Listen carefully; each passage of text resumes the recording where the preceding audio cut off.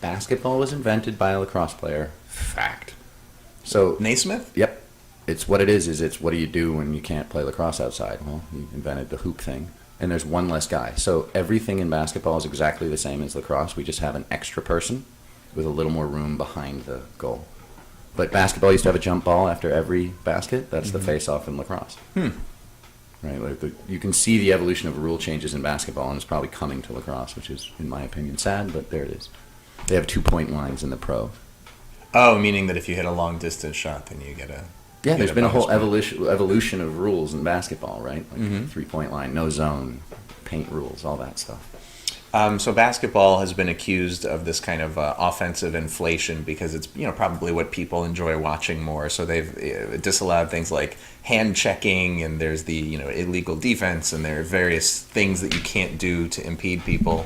Is there a parallel for that in the evolution of lacrosse rules? Yeah, there's also a fun answer. So the first book you can find on lacrosse, I think it's 1856 by a guy named De Beers. And his first paragraph is, thank goodness, at last this period of controversy is over, and they've changed the rules back to where the pocket of the stick is very shallow, so we won't have all this violence. So it's funny because the pockets of sticks in lacrosse are currently very deep, and the game is extremely violent, and the rules committees are looking at, should we change it again?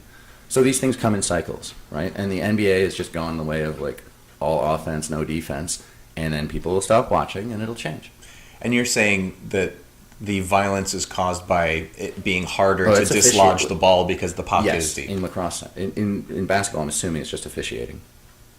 Yeah, it's officiating, and it's, any way that you're impeding these offensive players is a foul. The officials are the ones doing that. Right. And they've been told to do it, so they do it. Right. Yeah, lacrosse used to have big hits, and now it doesn't. Those are always flagged. And then the funny one to me is a thing called a cross-check used to be called every single time it appeared.